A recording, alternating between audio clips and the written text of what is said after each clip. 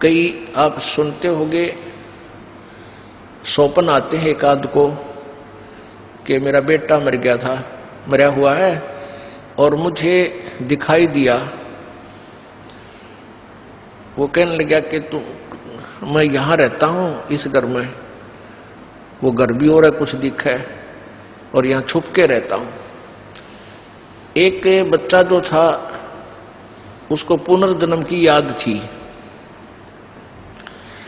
उसको पुनर्जन्म की याद थी अपने की, और वो 5-6 वर्ष का होते ही अपने पुनर्जन्म की सारी बातें, घर भी, गांव भी, नाम भी, माता पिता के, पत्नी के भी नाम बता दिए।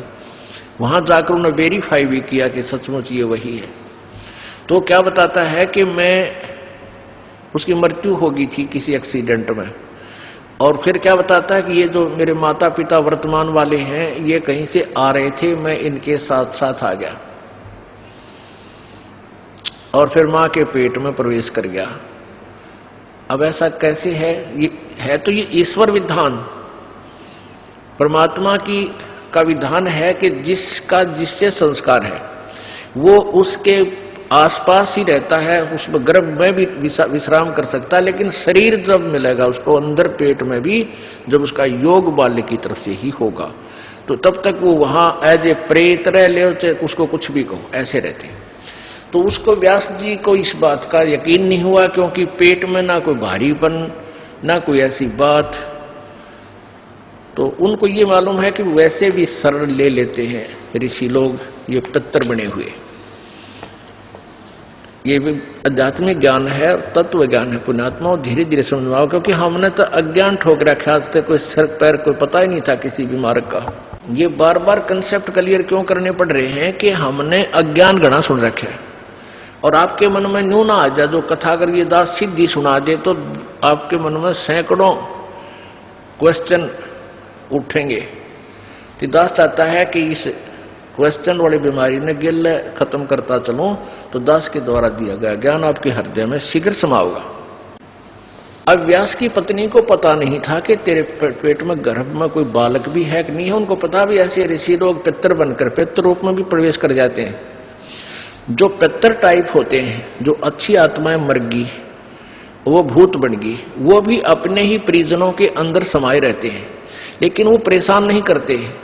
और जो दुष्ट टाइप मरते हैं वो चंडाल भूत होते हैं, वो प्रवेश करके फिर उनकी दुर्गति रखते हैं कि शराब पीने जी कर शराब पीते हैं, उसका नाश करा देते हैं, कोई कुछ और गलतियां करा देते हैं, कोई और बदमाशी भी करा देते हैं, बहन बेटियों की तरफ भी बकवाद करा देते हैं। तो इस तरह के वो नीच टाइप होते हैं। फिर वो उनका पता कुछ सेका तो यहाँ आते हैं जब पता लगता है, क्योंकि यहाँ पितर सारे फिर फ्री होना पड़ेगा, उनको भागना ही पड़ेगा यहाँ से भगवान के दरबार।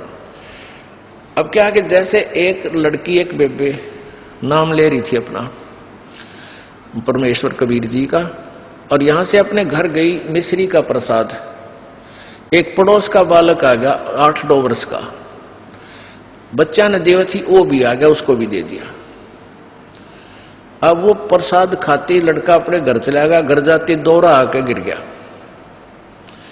अब वो पड़ोसी शर हो गए, पता नहीं इसने क्या खवा दिया हमारे बालक ताई, अर्तन ने मेरा छोरा मार दिया।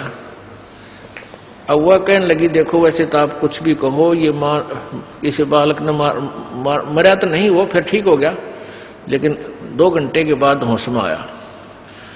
अब उस बहन ने बताया कि मैंने तो यही प्रसाद अपने बालका ती दिया था, यही आप कहते दिया था, इन्हें पूछ लो चाहिए, मेरा कोई उद्देश्य नहीं। फिर उसने आके यहाँ बताया कि महाराज जी ऐसे ऐसे हमने उस लड़का था पड़ोस में, उसने प्रसाद दे दिया, उसको दौरे आ गए और मेरी तो जान न साका कर दिया उन्हें, तो इसलिए हमने मना कर रखा किसी को ये प्रसाद मत दो। क्योंकि वो क्या था कारण कि वो प्रसाद देने से उसमें प्रेत विद्यमान था, उन्हीं का कोई पितर था, और वो प्रसाद खाने से परमात्मा की वाणी से उसमें वो चार्ज हो रहा था। प्रसाद उसी को कहते हैं, जैसे भगवान शंकर जी के शिव जी के वचनों से वो गंदा अंडा चार्ज हो गया, वो उसमें फिर दोबारा से चेतनता आएगी, स्वस्थ हो गया। तो इस भगवान के वचनों से वाणी से आप यहाँ आते हो, आपको कोई बीमारी है छोटी मोटी, तो इन वचनों से सत्संग से भी राहत मिलनी शुरू हो जाती है।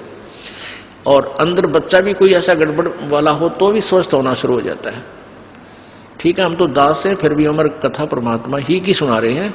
तो इस तरह ये बहुत लाभ देता है। आप बालक को, डॉक्टर को पता होता है कौन सी मेडिसिन और इसको कहाँ असर कर रही है। तो वो क्या था, मैंने उसको बताया, बेटी उसमें प्रेत था। अरे प्रसाद खान दे उसका लागे लठ, वो छोरे मत निकलना नहीं चाहा था, वो इस तरह बेहोश हो गया। फिर वो छोड़कर उसने उसमें से निकलना पड़ा, फिर वो लड़का होश में आ गया। तो ऐसी गलती मत करो, तुम बदनाम भी हो गए।